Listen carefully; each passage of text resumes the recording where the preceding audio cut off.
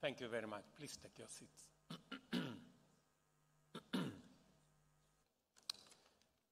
Your Excellency, Denis Sassou Nguesso, President of the Republic of Congo. Your Excellency, Emmerson Mnangagwa, President of the Republic of Zimbabwe. Your Excellency, Paul Kagame, President of the Republic of Rwanda. Your Excellency, Hassan Sheikh Mohammed, President of the Republic of Somalia. Your Excellency, Mohammed Yunus Memfi, President of the Presidential Council of Libya. Your Excellency, Mohammed Musa Faki Mahamat, Chair of the Africa Union Commission. Your Excellency, Evangelist Akiwumi Adesina, President of the Africa Development Bank. Your Excellency, former President Joaquim Chissano of Mozambique. Your Excellencies, Vice Presidents, Prime Ministers, representatives of heads of state, Your Excellency, Governor of Nairobi, Johnson Sakaja, Madam Martha Koome, Chief Justice and President of the Supreme Court of the Republic of Kenya, Excellencies, Ministers, Honorable Governors, ladies and gentlemen, I am delighted and privileged to preside over the opening session of the 59th Annual Summit of the Africa Development Bank Group. On behalf of the people and government of Kenya, I extend a very warm welcome to each of you and invite you to feel at home in this land of many delights.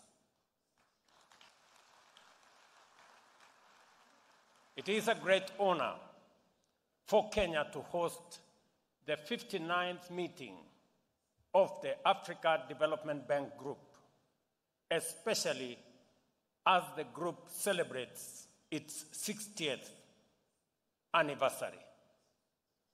Let me put this in context. We had also the privilege to host the 30th anniversary of the Africa Development Group in 1994. We are privileged to host the 60th. And I have requested the Africa Development Bank Group to offer Kenya the 90th anniversary in 2054. And I promise that even if I would be walking with a walking stick, I will attend. This milestone should frame our deliberations and engagements during these meetings. We are gathered here to reflect on the progress of our continent that has made in realizing the founding vision of this institution, the Africa Development Bank. Formed in the first decade following the independence of most African countries, the Africa Development Bank embodies the Pan-African ideology of sovereignty, prosperity, and unity.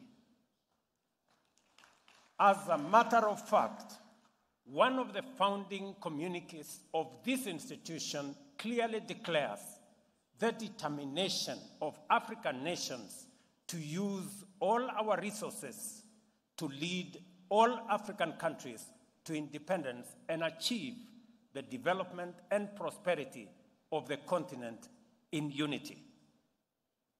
That was done 60 years ago. And over 6 decades, the group, like the continent, has not only survived many crises and challenges, but has also grown stronger and achieved much in supporting economic growth and stability in our continent. It has become Africa's premier development financing institution. To date, it has financed 5,432 projects across our land, 4,036 of them which have been completed, provided a mechanism to coordinate the fight against poverty, improve the standards of African financial institutions and other institutions, and contributed significantly to conflict prevention and resolution. You agree with me, ladies and gentlemen, that Africa Development's performance has been nothing short of sterling.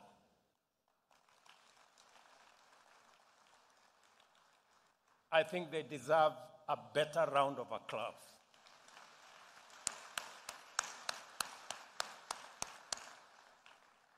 Nevertheless, the pace of African economic growth and development has not kept pace with the rest of the world. More concerning is that the pace of African development remains far behind its undeniable potential. Intra-African trade remains low, with its share of global GDP less than 3%. Africa's share of global trade is also low, at just about 2%, and our exports are primarily unprocessed produce and raw materials. Not surprisingly, the rates of poverty and unemployment are still high on our continent. The vulnerabilities arising from this situation undoubtedly contribute significantly to conflict, economic refugees, and in this age of frequent extreme climate shocks, climate refugees. There is tremendous urgency in developing and implementing transformative interventions to turn things around for our continent, our countries, and our people. I am confident that this sense of urgency resonates very strongly amongst African leaders. And I am encouraged that we are not just doing something about it. We are actually making very good progress. Our continent is growing at the world's fastest rate, exceeding the global average of 3%, and 11 of the world's fastest growing economies in 2023 were African countries. We were told that by Adesina. Between 2000 and 2002, Africa's real GDP increased at an annual rate of 4.3%, well above the global average of 2.9%. 7 of the 10 world's fastest growing economies were in this continent of Africa. The Pan-African Economic Integration Agenda has finally taken off. Our regional economic blocs are vibrant and effective, while the African Continental Free Trade Area has come into effect and already made a huge impact. Although much remains to be accomplished before intra-Africa trade is smooth across borders, the data indicates strong positive movement following the launch of the Guided Trading Initiative. As we look into the future, with this optimism, we are also cognizant of the immediate challenges we must confront and overcome. Africa faces multiple serious challenges, including geopolitical risks, the broader effects of armed conflict, the COVID-19 pandemic and its effect, disruptions in the global supply chains, and persistent extreme weather due to climate change and macroeconomic instability. To compound this crisis, the economies of the continent continue to bear the burden of rising costs of servicing huge national debts, caused in part by high global interest rates and, of course, external shocks. I am, however, confident that the strong positive response by African leaders and nations to the Africa Union Agenda 2063 signals our collective intent to undertake radical transformation of African economies, achieve sustainable development goals, and unite our people in prosperity. We have what it takes to succeed, and current activities show movement in an encouraging direction. To achieve this transformation, a consistent commitment of substantial resources is required to invest in infrastructure, industrial capacity to deliver rapid growth. However, we face the rigid barrier of global financial architecture that is fundamentally misaligned with our aspirations. We routinely borrow from international markets at rates far above those paid by the rest of the world, often up to 8 or 10 times more. These rates are said to factor in something arbitrary called risk profile that is notably not applied when considering mineral extraction, even in areas of active conflict.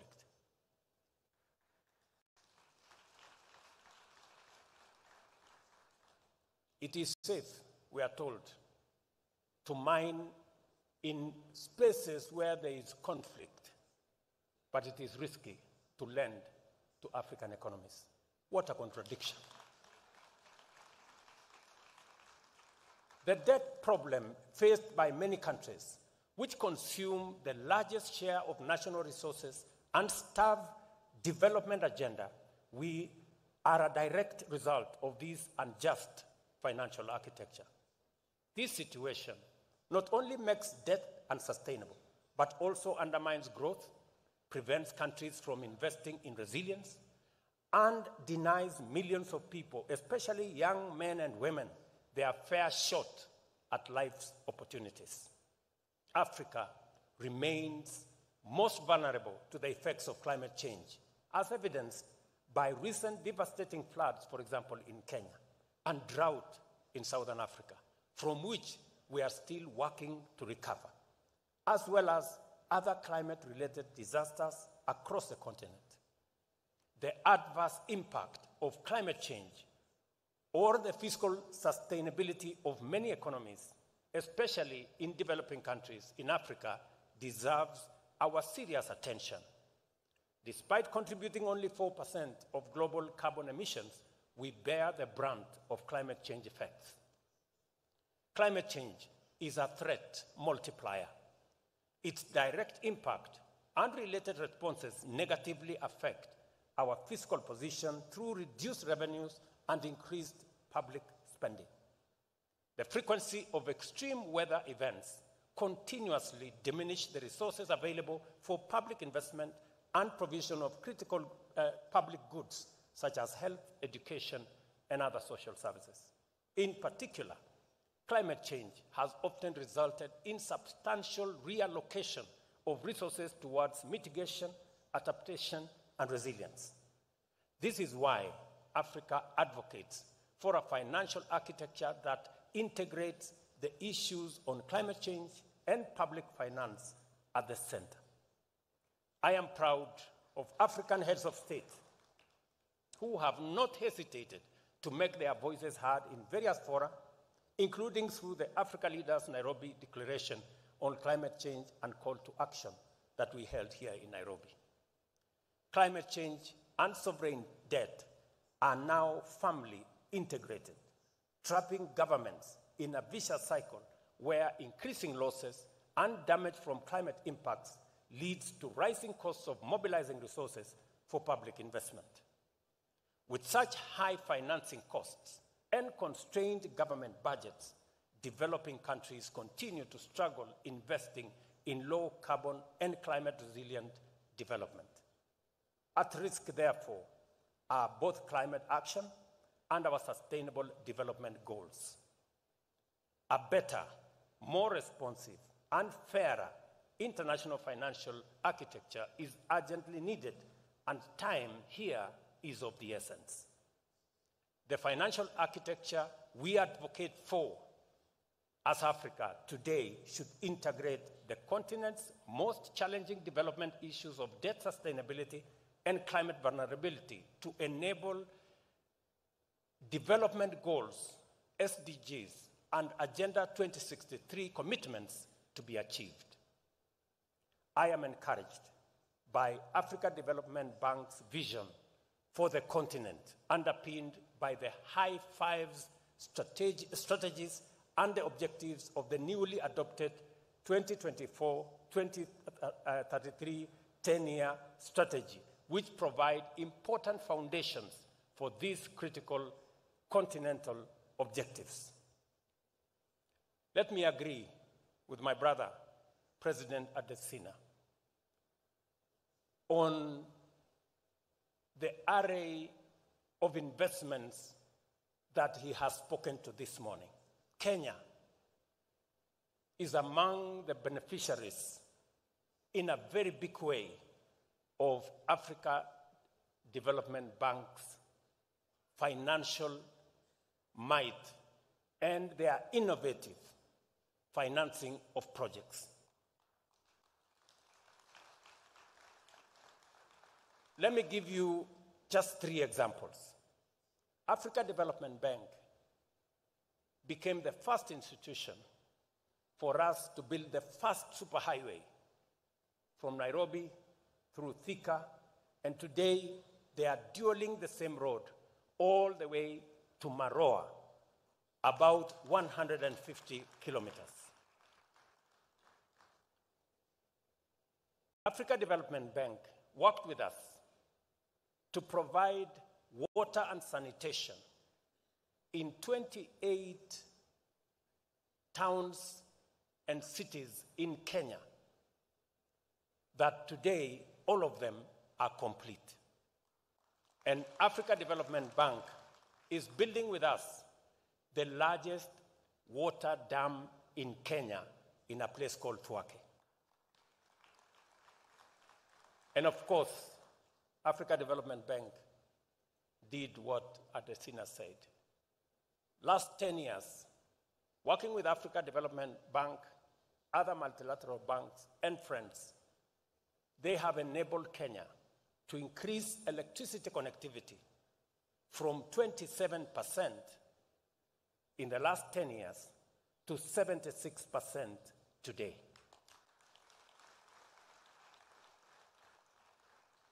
We have been clear and consistent in our advocacy. Africa is neither seeking handouts nor asking for charity. We are a continent of sovereign people who aspire to grow in a just multilateral system and access development financing on fair terms. Ladies and gentlemen, that is not too much to ask. We were clear at the Africa Climate Summit last year when we called for reforms of the international financial institutions and a range of new global taxes to fund climate action. We were clear at COP28 in Dubai last December when we once again emphasized the urgent need to mobilize investment for climate transition in developing countries from public and private sources globally. We also agreed to support the creation of markets that can mobilize resources at scale and called for the reform of the international financial architecture. Today, we assert that transforming the international financial architecture is an imperative that will give Africa a fair chance to turn its immense potential into opportunities to overcome multiple challenges and develop inclusively and sustainably.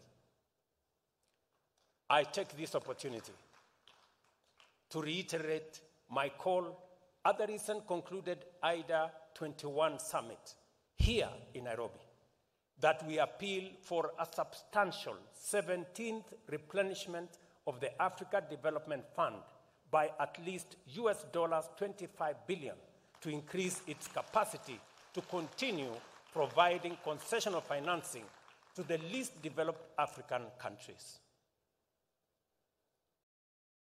We therefore call on our donors and development partners to scale up their investment in our continent's premier development financial institution, the Africa Development Bank. To further strengthen the capacity of our multilateral development institutions, we strongly support the proposal to rechannel special drawing rights through the Africa Development Bank as endorsed by the Africa Union's Assembly of Heads of State and Government.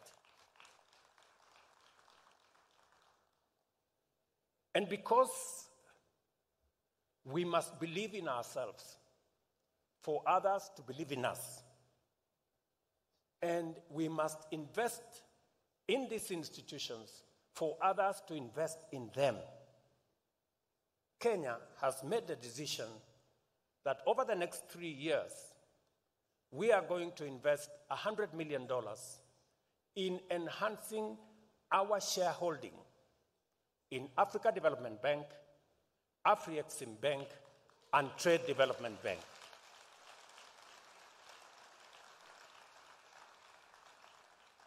We have already made the investment in Afri-Exim Bank. I will be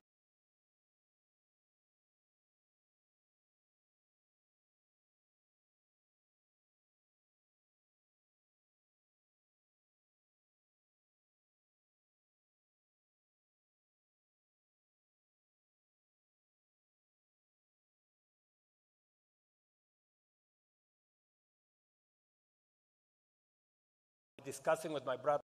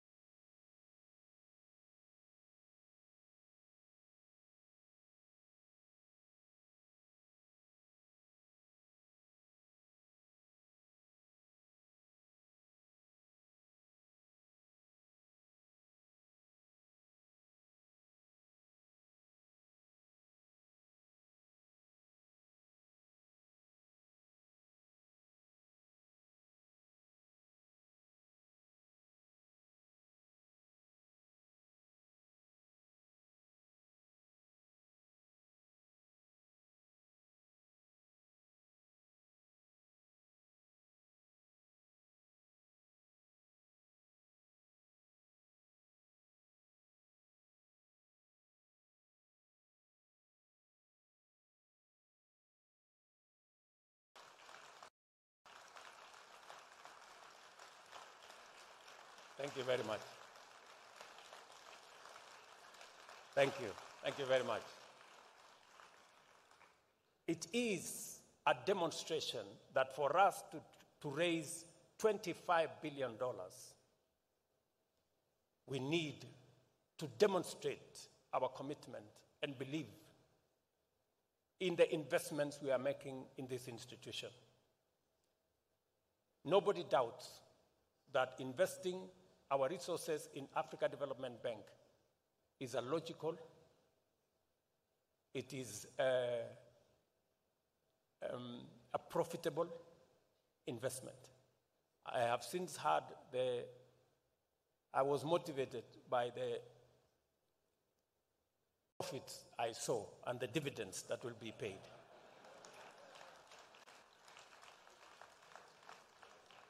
And I think it's a very worthwhile investment. I want to encourage public and private entities to equally invest. I promise you it is a worthwhile investment. Given the glaring shortcomings of the current climate financing ecosystem, we need to fundamentally reconfigure prevailing financing patterns and adopt more innovative financing structures that eliminate access barriers. I commend the Africa Development Bank Group for developing innovative financial instruments tailored to our continent's unique needs. These instruments are more ambitious in financing and our significant development projects, including heavy investments in smart agriculture and clean energy generation. However, more financial resources need to be channeled towards climate adaptation in Africa. At my last meeting with President Adesina, we were discussing them extending our water program, which we started with the Africa Development Bank, to phase 3, where we are discussing now a $400 million facility with the African Development Bank for water harvesting, water storage, and irrigation that will support Kenya's food security, especially in the context of the effects of climate change.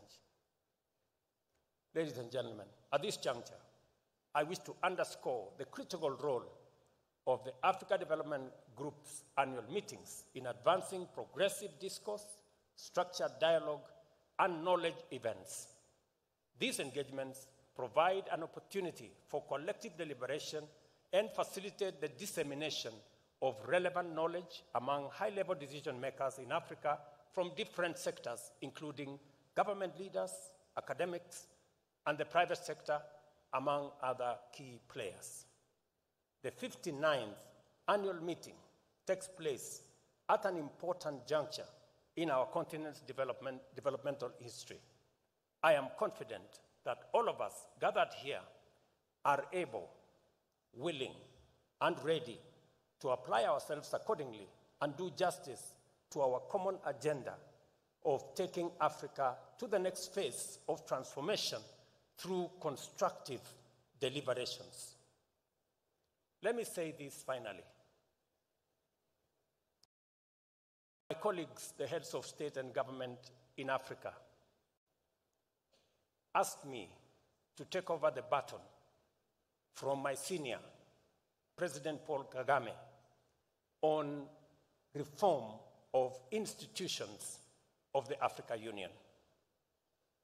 It is an assignment I intend to work on with the support of my colleagues, to align it with aspirations of today, and so that we can support more financial institutions like the Africa Development Bank and all the other continental institutions to support Africa's development and progress.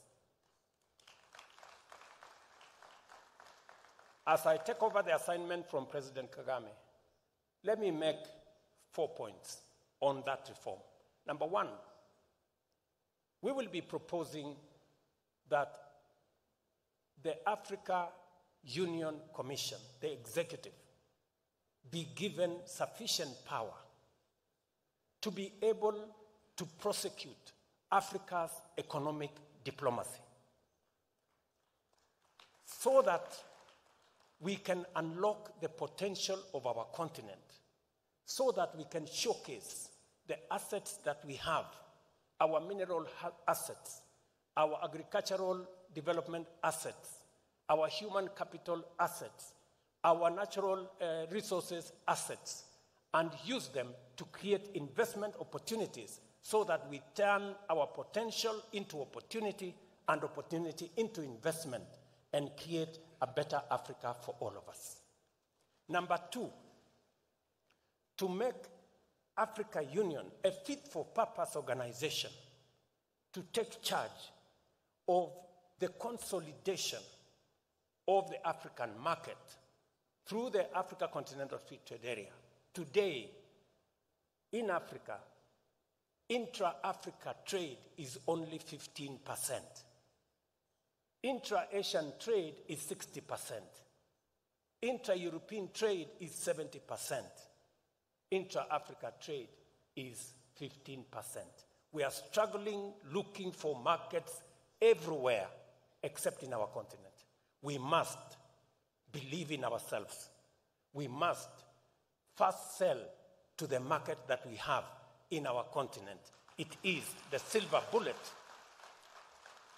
And it is what is going to increase the contribution of trade from Africa from 2% to the next level. Number three, we must make Africa Union fit for purpose to secure this continent. The Africa Union must take charge of our peace, security, and stability. The African Union must make us solve the problems of conflict and war in our continent. We cannot progress as a continent if there is war in Sudan, there is trouble in Somalia, there is problems in DRC, there is problems in the Sahel. We must take charge of our security. We must take charge of our stability, and African Union must step forward to be counted to provide that cover. And finally, the African Union must work with us to close the infrastructure gap. We will be proposing 4 assignments. The African Union was initially a liberation movement. We must repurpose it. We must re-engineer it so that it addresses the challenges of the moment. We will also be making a proposal to have a much more accountable African Union. Today, Pan-African Parliament has no connection to the African Union executive.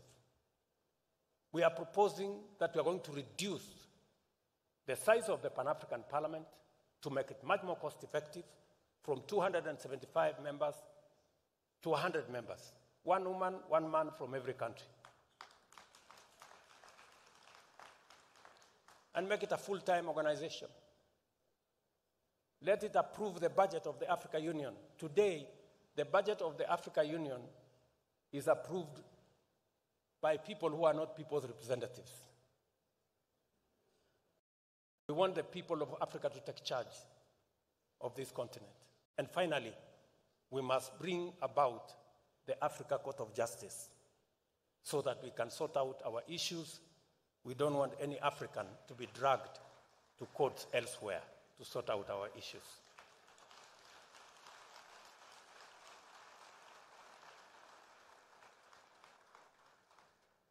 We need something short of a revolution to have a good organization for ourselves.